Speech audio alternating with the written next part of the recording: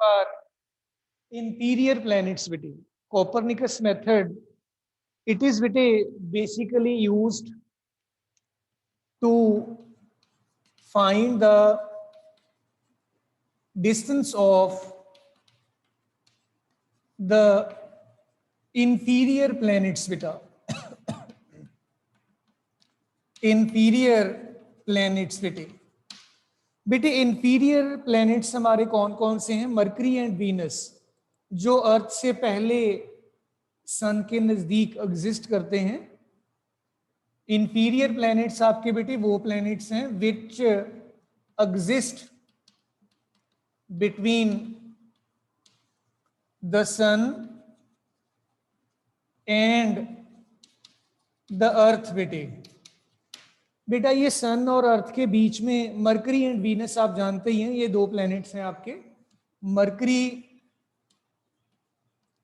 And Venus बेटा। इनके आप बेटे डिस्टेंसेस वर्कआउट करने के लिए आपका जो कोपरनिकस मेथड है, you make use of this method बेटा। और बेटे इसमें एक चीज हम अज्यूम करते हैं कि जो प्लैनेट्स हैं they are moving not in the elliptical but in the circular orbits बेटे। इसमें एक हम assumption करते हैं, we assume the orbits of the planets around the sun to be circular बेटा। एलिप्टिकल ऑर्बिट्स के साथ हम बेटे यहाँ पे डील नहीं करते। वी से दैट कि आपके जितने भी मरकरी और वीनस दो ही प्लैनेट्स हैं, जितने भी तो नहीं कहना चाहिए मुझे भी। सो ये दोनों ही सर्कुलर ऑर्बिट्स प्रेस्क्राइब करते हैं। This is what do we mean by the inferior planets and what do we mean by further your बेटा elliptical as well as your बेटा सो कॉल्ड ये सर्कुलर ऑर्बिट्स बेटा। अब इमेजिन कर लीजिए ये बेटे आपका यहाँ पे सन एग्जिस्ट करता है centre of the solar system पे, और आप ये एक इंफीरियर प्लैनेट कंसिडर कर रहे हो। मरकरी और वीनस में से कोई भी आप इमेजिन कर सकते हो, और इमेजिन प्लैनेट आपका यहाँ पे एग्जिस्ट करता है एट एनी मोमेंट बेटा। Then what we can say further is that ये इमेजिन कर लीजिए आपका अपना प्लैनेट अर्थ है, ये भी सन के राउंड अबाउट सर्कुलर ऑर्बिट में बेटा मूव कर रहा है, और ये इसका ऑर्बिटल सेटअप है। यहाँ पे आप अपना अर्थ इमेजिन कर लीजिए कि अर्थ किसी इंस्टेंट पे यहाँ पे प्रेजेंट है। सन से लेकर प्लैनेट तक ये जो डिस्टेंस होगा बेटा, we call this as R sun planet। R के साथ मैंने सबस्क्रिप्ट SP लिखा है, SP बेटे, SP will mean sun to planet। दिया समझ आ रहा है? R sun planet। और सन और अर्थ को जब मैं ज्वाइन करूंगा ये डिस्टेंस आपके पास आ जाएगा R sun अर्थ। थोड़ा छोटा लिखा होगा इसीलिए बोल रहा हूं, R सन अर्थ। और ये प्लैनेट से जब मैं अर्थ को ज्वाइन करूंगा this is your our planet earth बेटे। तो जिन जिन के बीच में डिस्टेंसेस हैं वही आप सबस्क्रिप्ट जो है वो डाल सकते हो बेटा। इसमें ये एंगल को जरा इधर स्क्रीन की तरफ देखिएगा सारे बच्चे, ये एंगल को ध्यान से देखिएगा, ये वाला angle, this is called angle of elongation.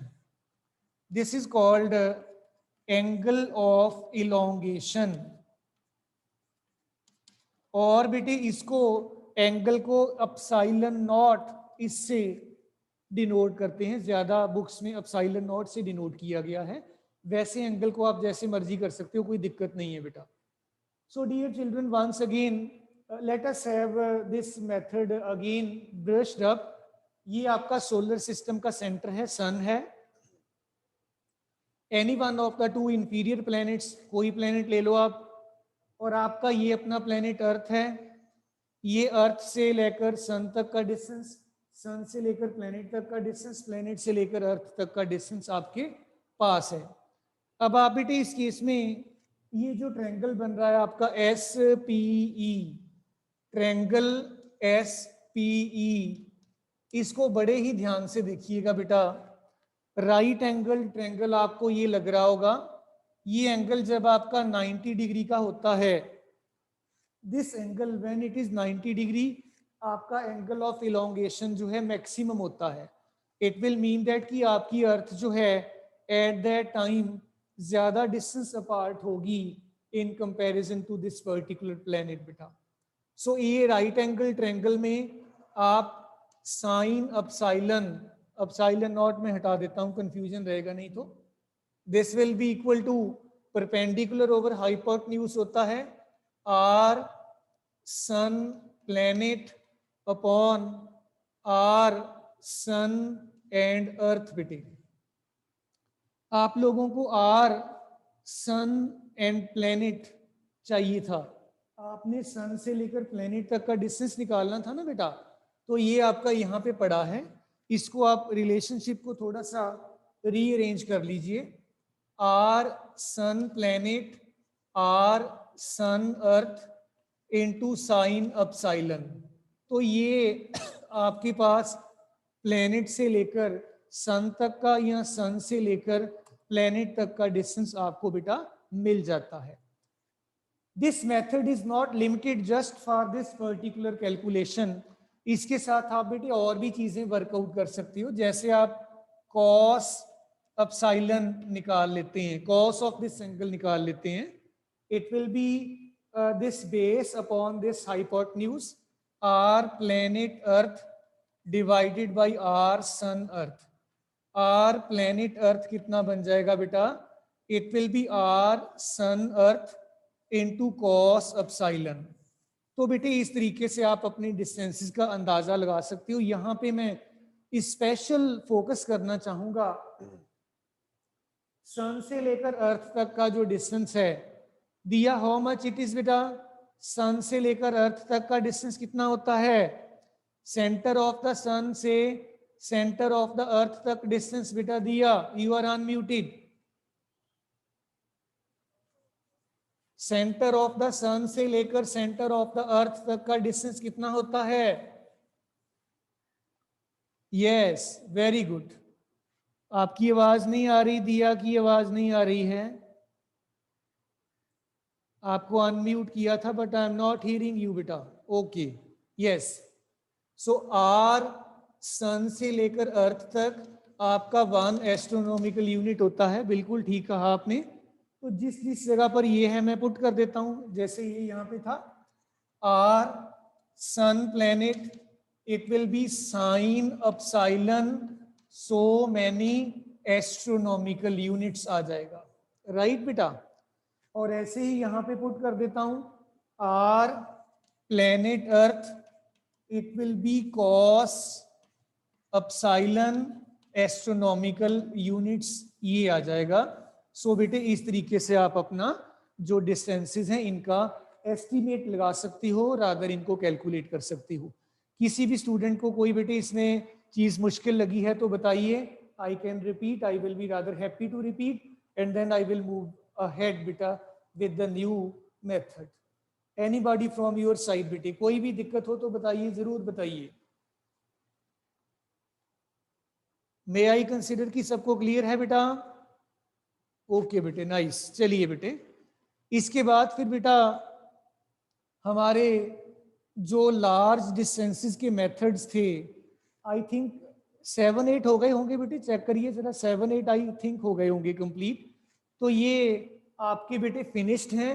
अब मैं स्मॉल डिस्टेंसेस के लिए जो मेथड्स हैं बेटा इनकी 1 by 1 डिस्कशन स्टार्ट कर रहा हूं। Methods for the distances rather small distances bete, let us discuss those also bete. Methods for small distances beta, छोटे छोटे डिस्टेंसेस के लिए आप कौन कौन से मेथड अप्लाई कर सकते हो? इसमें सबसे पहले आपका एवोगैड्रोस मेथड है। एवोगैड्रोस मेथड ये बेटे एटॉमिक साइज को वर्कआउट करने के लिए यूज किया जाता है। It is put to use to find atomic size बेटे, एटम का साइज निकालने के लिए। और आपकी नॉलेज के लिए मैं आपको बता दूं बच्चों, एटम का साइज 10⁻⁻10 मीटर्स के ऑर्डर का होता है, लगभग अंदाजा है ये इस ऑर्डर का होता है। और फर्दर मोर बेटे अगर हम बात करें ये मेथड की, ये मेथड है क्या, सबसे पहली तो ये बात है कि एवोगैड्रोस मेथड है, एवोगैड्रो नंबर इसमें आएगा। एवोगैड्रो नंबर आपका है 6.02 10⁻23 number of items, number of atoms अगर किसी आपके स्पेसिमेन में पड़ी हो तो वी से दैट कि so many atoms are present in m gram. M is the molecular or atomic weight of that particular your atom. इसमें मेथड में बेटे हम बेसिकली डिस्कशन क्या करेंगे, जरा ध्यान से समझिएगा। इमेजिन हमारे पास ये एक बेटे बॉक्स है, इस बॉक्स में मैंने बेटे बॉल्स को अरेंज करना है। क्रिकेट बॉल्स आपने सबने देखी होंगी, या अदरवाइज कोई और बॉल ले लो। इसके बॉक्स के अंदर मैं जब बॉल्स को अरेंज करूंगा तो जरा ध्यान से देखिएगा बेटा, ये मैं बॉल्स बना रहा हूं, इसमें आप देखते जाओ साथ साथ। बॉल्स जब इस तरीके से बनाई जा रही हैं तो इसमें काफी जो स्पेस है ये बेटे बीच बीच में खाली भी रह रहा है। I will mark those empty spaces also. ये नीचे से मैं रब कर रहा हूं, मेरी एक लेयर और आ जाएगी यहाँ पे। ठीक है जी, आप भी अकॉर्डिंगली करना है तो कर लीजिए, छोड़ना है तो छोड़ दीजिए, कोई बात भी नहीं है। ये सिर्फ आपको समझाने के लिए, बच्चों को समझाने के लिए। ये एक और लेयर है, 3 लेयर्स हैं मेरे पास एटम्स की या बॉल्स की कह लो, मैंने ऐसे रखी हुई हैं इस डिब्बे के अंदर, इस बॉक्स के अंदर। डियर चिल्ड्रन जरा डायग्राम की तरफ देखना, ये खाली जगह है, ये खाली जगह है, दिस इज खाली, दिस इज एम्प्टी। तो यू कैन से दैट कि जब आप स्फेरिकल ऑब्जेक्ट्स को किसी क्यूबिकल टाइप ऑफ अरेंजमेंट में रखोगे तो डेफिनेटली खाली जगह रहेगी। अगर मैं आपको ये चौक बॉक्स मेरे पास पड़ा है ये दिखा दूं, जरा ध्यान से देखिएगा मेरी तरफ बेटे। ये चौक वाला डिब्बा है, इसमें मैं बॉल्स अगर रखूंगा छोटे साइज की तो बिकॉज ऑफ दैट कर्वेचर बीच में काफी जगह इसकी खाली रह जाएगी। अब मान लीजिए बेटे, 1 मिनट समझ लो सारे बच्चे, इधर देखो बेटा, इसमें मैंने बॉल्स रख दी, इसका वॉल्यूम मान लीजिए V के बराबर है। वॉल्यूम जो है इसका, इमेजिन इसका जो वॉल्यूम है बेटा, volume that is equal to V। जब मैं इसके अंदर बॉल्स को अरेंज कर देता हूं तो बॉल्स पूरा V वॉल्यूम ऑक्यूपाई नहीं करती हैं, बीच में खाली स्पेसेस रह जाती हैं। तो वॉल्यूम ऑक्यूपाइड जो होगा, volume occupied by spherical balls, ये मैं एटम्स को कह रहा था बेटा। ठीक है जी, ये एक्सपेरिमेंट करके देखा गया है कि 2/3 वॉल्यूम ही ऑक्यूपाइड रहता है, 1/3 खाली रह जाता है। याद रखना ये बात। अगर हम इस वॉल्यूम के 3 हिस्से कर लेना बराबर के, तो 2 हिस्से जो है वो ऑक्यूपाइड रहेगा, 1 हिस्सा खाली रह जाएगा। ये एक्सपेरिमेंट करके देखा गया है, हम अपनी तरफ से कुछ भी नहीं बोल रहे। अब बेटे आप और भी जानते हो अच्छे से, जो डेंसिटी है this is mass upon volume हुआ करती है। अगर आपका जो ऑब्जेक्ट है इसका मास बेटा स्मॉल m है, वॉल्यूम v है, तो आपका जो वॉल्यूम v है ये मास अपॉन डेंसिटी की फॉर्म में लिखा जा सकता है। यहां पे मैं इसको लिख सकता हूं, जरा चेक कर लीजिएगा, कोई दिक्कत तो नहीं है ना बेटा। तो मैं लिख ही देता हूं, साथ ही साथ काम खत्म करते हैं। ये वॉल्यूम की जगह पे मैंने बेटा इसको 2/3 of this mass upon density, mass m क्या है आपका, mass of the substance, m gram of the substance जैसे आप बोल देते हो, आपने लिया है। अब बेटे अगर मैं इमेजिन कर लूं कि कैपिटल M जो है this is molecular mass of the substance, जिसकी भी आप बात कर रहे हो, कैपिटल M को बोल रहा हूं। कैपिटल M जो है ये अगर आपका मॉलिक्यूलर या एटॉमिक, जो भी आप केमिस्ट्री में पढ़ते हो, एटॉमिक मास है अगर, तो I can say that m gram molecular या एटॉमिक मास के बराबर का जो आपने कंसिडर किया है of the substance possess number of atoms, कितने इसमें एटम्स होंगे, एवोगैड्रोस नंबर के बराबर।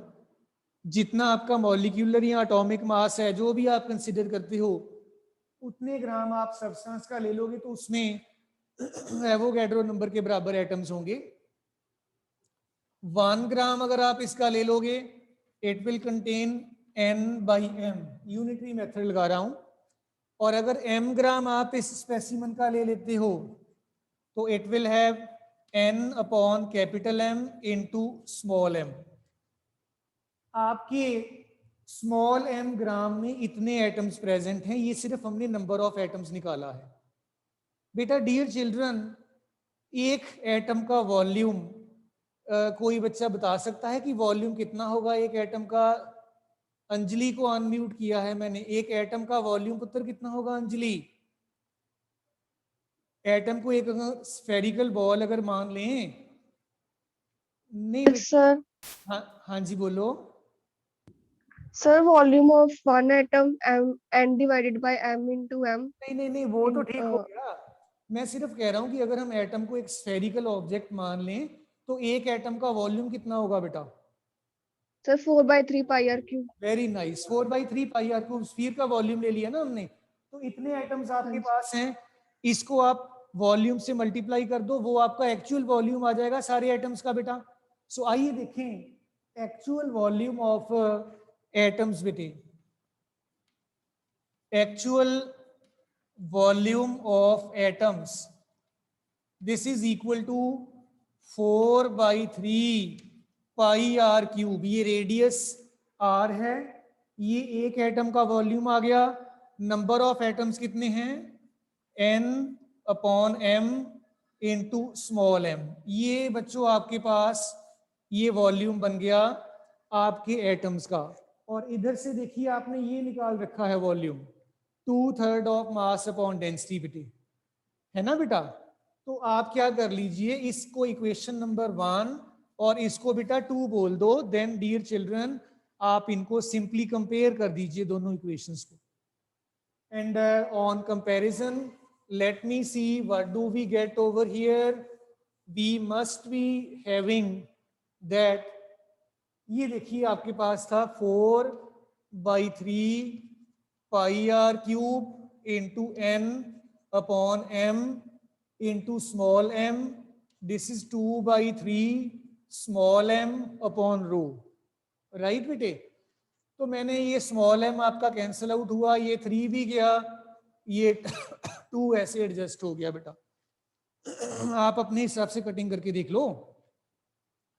अब आपके पास बन गया 2πr³ n upon m, this is equal to 1 upon rho. And r का क्यूब बन गया बच्चों m बड़े वाला जो मॉलिक्यूलर आपका यहाँ एटॉमिक मास था ओवर 2πn रो, राइट बेटे? और r कितना बन गया बेटा?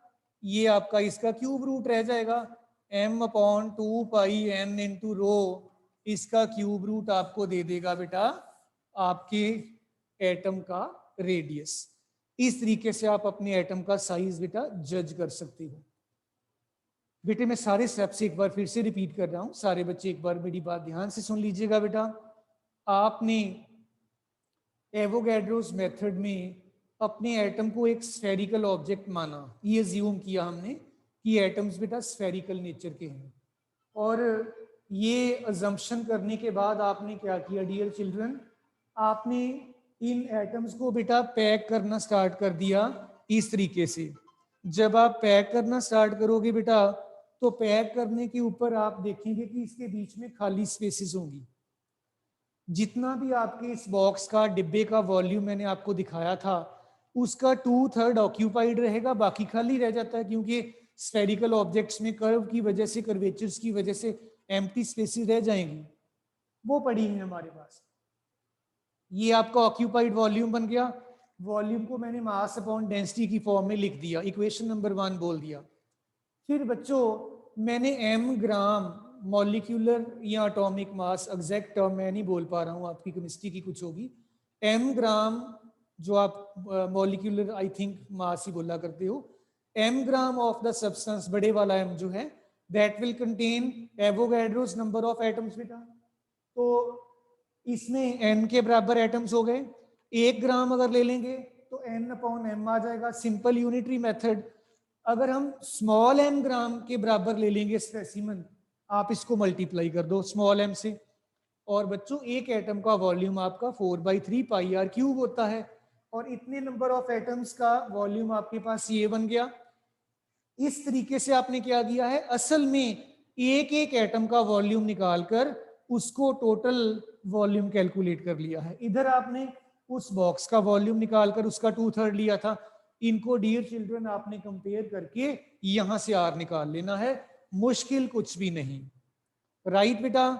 सो बच्चों मे आई होप कि सारे स्टूडेंट्स को उत्तर पता चल गया है। आई कैन सी दिया ऑन द स्क्रीन, बाकी बच्चे मुझे विजिबल नहीं है, लिस्ट मेरे पास सामने आ रही है लेकिन विजिबल नहीं है वो बच्चे मुझे। ओके बेटे, नाइस। इसके बाद बेटे मेरे पास बात आ जाती है, राइट बेटे, राइट, वेरी राइट। इसके बाद बेटे मेरे पास स्टिल न्यूक्लियस का रेडियस एस्टिमेट करने का एक तरीका है, we will be discussing that also बेटा। उसके बाद फिर मैं मॉलिक्यूलर आपका साइज भी निकाल के आपको बताऊंगा, उसके बाद में करता हूं। पहले हम बेटा साइज ऑफ द न्यूक्लियस का अंदाजा लगा लें, एस्टिमेट करके देखें कि कैसे हम निकाल सकते हैं बेटा। लेट अस है बेटा size of the nucleus, size of the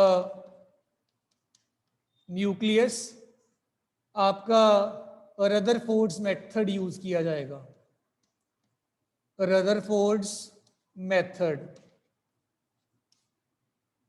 आइए बेटे मैं आपको ये रदरफोर्ड्स मेथड जरा डिटेल में समझा दूं क्या होता है। आप एक गोल्ड का न्यूक्लियस लेते हैं रदरफोर्ड्स एक्सपेरिमेंट में, ये मान लीजिए गोल्ड का न्यूक्लियस है बेटा, this is the nucleus, rather gold nucleus. Gold के लिए Z आपका 79 होता है, याद रखना। ये आप इसका अंदाजा लगाना चाहते हो इसके न्यूक्लियर साइज का, ये सेंटर ऑफ द न्यूक्लियस है। रदरफोर्ड्स मेथड में रदरफोर्ड ने एक अल्फा पार्टिकल के ऊपर इतना पॉजिटिव चार्ज होता है, 2 times the charge on the electron, positive ले लीजिए। इसको रदरफोर्ड ने इस गोल्ड के न्यूक्लियस की तरफ हेड ऑन कोलिजन के लिए भेजा। इसके पास काइनेटिक एनर्जी 1/2 mv² के बराबर की एनर्जी देके इसको भेजा। बेटा मेरी बात ध्यान से सुनिएगा फिर से, ये पॉजिटिवली चार्ज पार्टिकल है। न्यूक्लियस के अंदर आप जानते हैं होते ही प्रोटॉन्स हैं, न्यूट्रॉन्स के ऊपर चार्ज जो है वो कंट्रीब्यूट नहीं करेगा, है ही नहीं है। वैसे तो प्रोटॉन न्यूट्रॉन होते हैं, नो प्रॉब्लम विद दैट, लेकिन न्यूट्रॉन न्यूट्रल पार्टिकल्स है इसलिए मैं नहीं बोल रहा हूँ। इसके अंदर जो टोटल पॉजिटिव चार्ज होगा that will be equal to the sum of the charge on all the protons present in the nucleus. और प्रोटॉन्स कितने हैं? 79। राइट बेटा? मैं गोल्ड को भी छोड़ देता हूं, मैं कहता हूं इसका एटॉमिक नंबर आप Z लीजिए। राइट? एक आपके प्रोटॉन के ऊपर चार्ज E है, तो ये चार्ज कितना बन गया, Z इंटू E के बराबर बन गया पुत्र। Z के बराबर इसके अंदर प्रोटॉन्स हैं, एक प्रोटॉन के ऊपर चार्ज E के बराबर है, तो टोटल चार्ज कितना बन गया, Z इंटू E। सो मेरी बात अगेन ध्यान से सुनिएगा, ये पॉजिटिवली चार्ज पार्टिकल है, अल्फा पार्टिकल, न्यूक्लियस के ऊपर big positive charge in comparison to this. जब ये जा रहा है, इधर ध्यान से देखिएगा, जा रहा है जा रहा है जा रहा है, इन दोनों के बीच में कूलम्स रिपल्शन हो जाएगा, क्योंकि दोनों सेम चार्ज के हैं, ये भी पॉजिटिव ये भी पॉजिटिव, कूलम रिपल्शन होना चाहिए ना। तो जैसे जैसे ये इधर जा रहा है, जाते जाते जाते जाते जाते जाते जब यहाँ पहुंचेगा ना, ये एक बिग पॉजिटिव चार्ज है, ये इसको यहाँ पे रोक देता है, और फॉर ए मोमेंट जब ये रुक जाएगा, इस डिस्टेंस को मैं r के साथ सब्सक्रिप्ट 0 डाल दिया, r0 कह देता हूं। यहां पे रुकने के बाद क्या होगा डियर चिल्ड्रन, बहुत बड़ा पॉजिटिव चार्ज है, ये इसको धक्का लगा देगा बैकवर्ड डायरेक्शन में, और ये आपका alpha particle it will move back बेटा, राइट। सो जब ये अल्फा पार्टिकल यहां पे पहुंचा, इनके बीच में इलेक्ट्रोस्टैटिक एनर्जी एग्जिस्ट करेगी,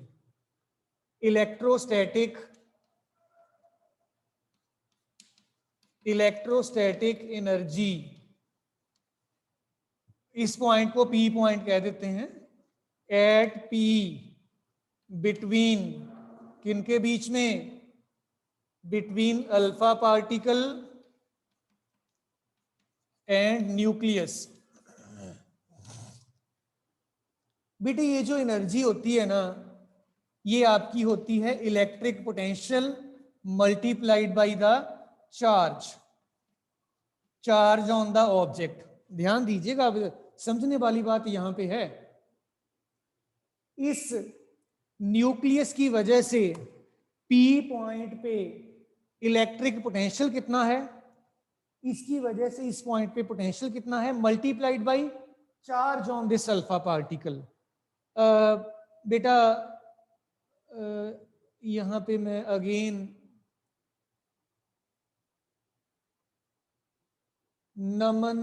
रमनजीत को मैंने अनम्यूट किया है, रमनजीत बेटा यस सर।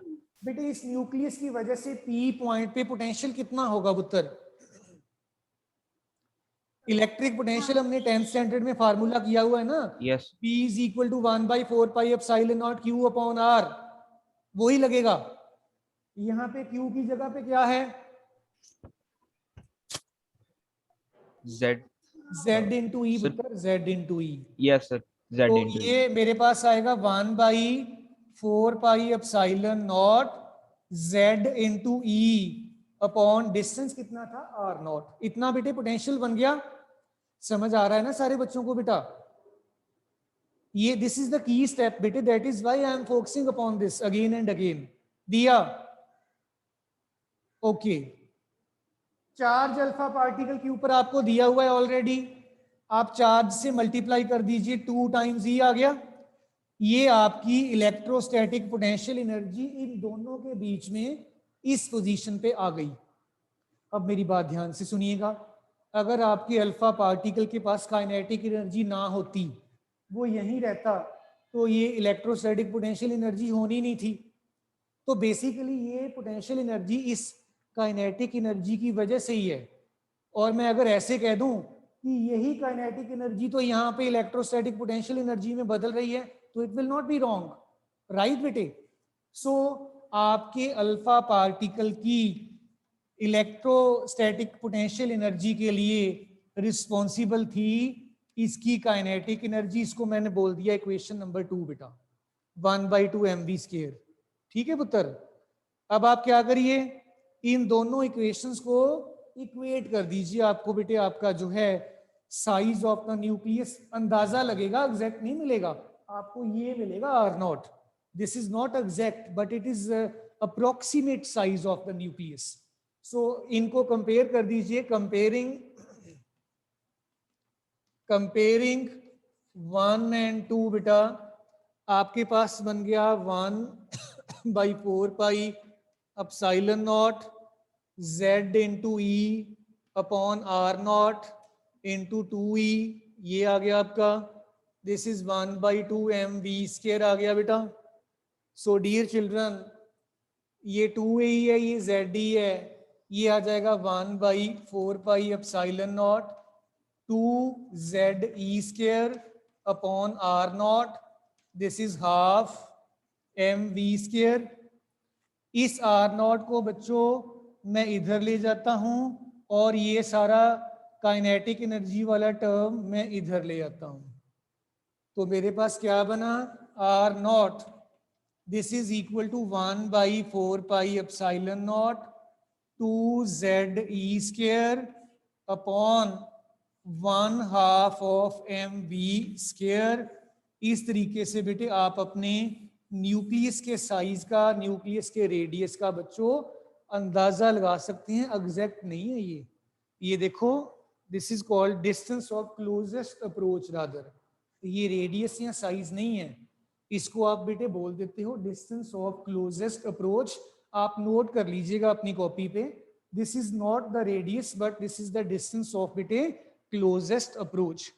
तो डियर चिल्ड्रन, मैं सारे स्टेप्स एक बार रिपीट कर रहा हूं इस मेथड के, तो ताकि आपको कोई भी कंफ्यूजन ना रह जाए।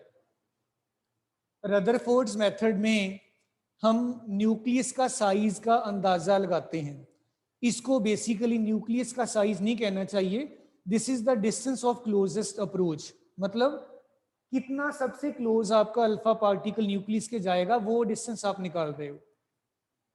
Z आपका एटॉमिक नंबर इस न्यूक्लियस का, एक प्रोटॉन पे चार्ज E के बराबर, तो ये न्यूक्लियस के ऊपर इतना चार्ज आ गया, इस न्यूक्लियस की वजह से P पॉइंट पे इलेक्ट्रिक पोटेंशियल बन गया 1/4 epsilon not ZE upon R not into 2E, right बेटा, चार्ज के साथ मल्टीप्लाई करके पोटेंशियल एनर्जी बना दी मैंने टोटल।